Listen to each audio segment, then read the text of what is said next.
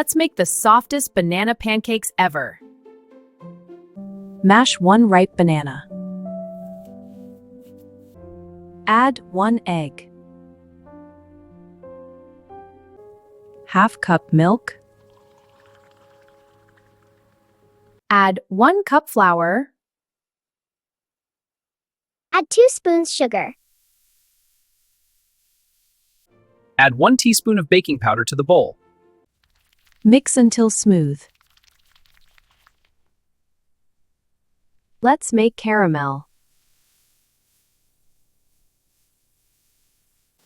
Let it melt. Add butter. Add cream. Perfect caramel. Keep it aside. Let's start cooking. Pour small pancakes. Flip gently.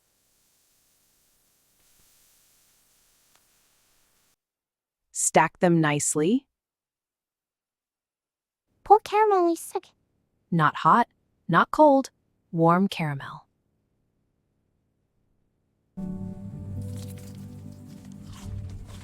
So soft, softness.